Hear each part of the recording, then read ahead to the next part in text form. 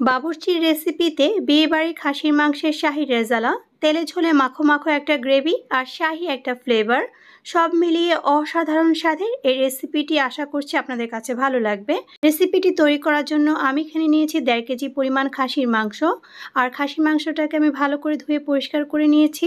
আর মাংসটাকে কিন্তু আমি রেগুলার কাট থেকে একটু বড় করে কেটেছি, কারণ রেজালার মাংসটা একটু বড় হলেই দেখতে বেশি ভালো লাগে। এখন রেজালাটা রান্না করার জন্য আমি চুলায় প্যানে দিয়ে দিচ্ছি 1/2 কাপ পরিমাণ সয়াবিন তেল। তেলটা গরম হয়ে এলে এখানে আমি দিয়ে দিচ্ছি 1/2 কাপ পরিমাণ পেঁয়াজ কুচি। আর পেঁয়াজ কুচিটাকে আমি ভেজে বেরেস্তা করে নিব। বেরেস্তাটা হয়ে গেলে আমি এগুলোকে তুলে একপাশে রেখে দিচ্ছি। এখন ওই প্যানের মধ্যে আমি দিয়ে দিচ্ছি 5-6টি এলাচ, আর দিয়ে দিচ্ছি আমি এখানে 2 টুকরো দারুচিনি। এরপর আমি এখানে একটা তেজপাতা দিয়ে দিচ্ছি, আর দিয়ে দিচ্ছি 7-8টি কালো গোলমরিচ। এরপর আমি এখানে 6-7টি লবঙ্গ দিয়ে দিচ্ছি। আর এখন আমি গরম মশলাটাকে 1 মিনিটের মতো প্রথমে ভেজে নিব। আর ভেজে নেওয়া হয়ে গেলে আমি এখানে দিয়ে দিচ্ছি 1/4 কাপ পরিমাণ পেঁয়াজ কুচি। পেঁয়াজ কুচিটাকে একটু ভেজে নিয়ে আমি এখন এর মধ্যে দিয়ে দিচ্ছি স্বাদ মতো লবণ। এরপর আমি এখানে দিয়ে দিচ্ছি 2 টেবিল চামচ পরিমাণ আদা ও রসুন বাটা।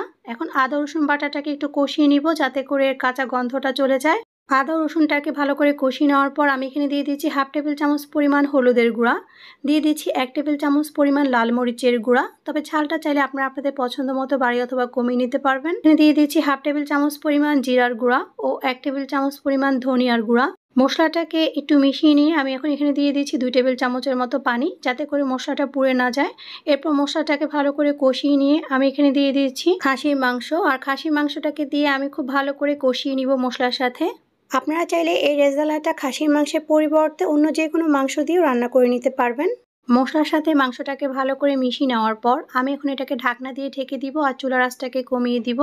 আর এইভাবে চুলার আঁচটাকে কমিয়ে আমি এটাকে কিছুক্ষণ কষিয়ে নিব। কিছুক্ষণ ঢাকনা দিয়ে ঢেকে রান্না করার পর দেখতে পাচ্ছেন যে মাংস থেকে কিন্তু অনেকটাই পানি বের হয়ে এসেছে। আর এই পানিটা দিয়ে কিন্তু মাংসটা প্রায় অর্ধেক সিদ্ধ হয়ে যাবে। আর এই পর্যায়ে আমি এখন এখানে দিয়ে দিচ্ছি কিছু আস্ত কাঁচামরিচ। আর কাঁচামরিচগুলোকে দিয়ে আমি আবারও ঢাকনা দিয়ে ঢেকে চুলার আঁচটাকে কমিয়ে এটাকে আরও কিছুক্ষণ কষিয়ে নিব। রেজালাটা রান্না করার সময় কিন্তু কষানোর মধ্যেই মাংসটা অর্ধেক সিদ্ধ হয়ে যাবে। মাংসটাকে কিন্তু ঢাকনা সরিয়ে মাঝে মাঝে নেড়েচেড়ে দিতে হবে, যাতে করে নিচে লেগে না যায়। আমি এখন চুলার আঁচটাকে লো টু মিডিয়ামে রেখে এটাকে কিছুক্ষণ পরপর নেড়ে দিব। আর এভাবেই আমি এটাকে কষিয়ে কিছুক্ষণ রান্না করব। আমার এখানে কিন্তু দেখতেই পাচ্ছেন মাংসটা কিন্তু প্রায় অর্ধেক পরিমাণ সিদ্ধ হয়ে গিয়েছে, আর তেলটাও কিন্তু উঠে এসেছে। আর এই পর্যায়ে আমি এখন এর মধ্যে দিয়ে দিচ্ছি প্রায় 1/2 লিটারের মতো তরল দুধ। আর এই দুধটাকে কিন্তু আমি আগে জাল করে নিয়েছি। আপনারা চাইলে এখানে গরম পানি অথবা গুঁড়া দুধটাকেও পানির সাথে মিশিয়ে ব্যবহার করতে পারবেন। এরপর ঢাকনা দিয়ে ঢেকে মাংসটা সিদ্ধ হয়ে যাওয়া পর্যন্ত রান্না করে নিব। বিয়েবাড়ির রেজালার যে ঘন গ্রেভি সেটা তৈরি করার জন্য এখন আমি একটা মিক্সিং জারের মধ্যে নিয়ে নিচ্ছি 1/2 কাপ পরিমাণ টক দই। এরপর দিয়ে দিচ্ছি 1/3 কাপ পরিমাণ পেঁয়াজ বেরেস্তা, দিয়ে দিচ্ছি 10 থেকে 12টি কাজু বাদাম, আর দিচ্ছি আমি এখানে 1 টেবিল চামচ পরিমাণ কিশমিশ। এরপর 2 টুকরা ছোট জয়ত্রী দিয়ে দিচ্ছি, আর 1 টুকরা ছোট জায়ফল দিয়ে দিচ্ছি। আর দিয়ে দিচ্ছি আমি এখানে 1 টেবিল চামচের মতো পানি। এখন সব কিছুকে একসঙ্গে ভালো করে ব্লেন্ড করে নিব।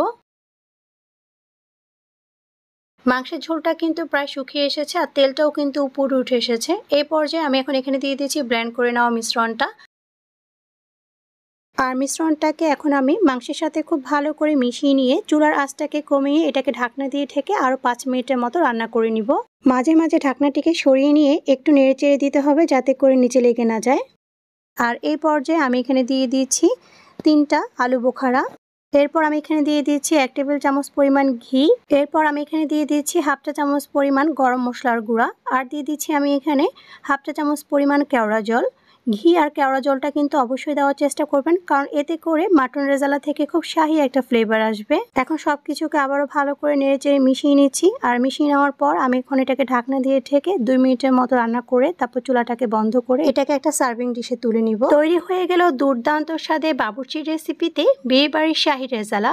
একবার হলো বাড়িতে এভাবে শাহী রেজালাটা তৈরি করে খেয়ে দেখবেন, ছোট থেকে বড় সকলেই ভীষণ পছন্দ করবে।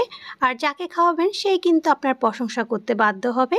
আর আজকের এই সহজ মাটন রেজালা রেসিপিটি যদি আপনাদের কাছে ভালো লেগে থাকে, তাহলে অবশ্যই আপনাদের ফ্রেন্ডস ও ফ্যামিলির সাথে শেয়ার করবেন।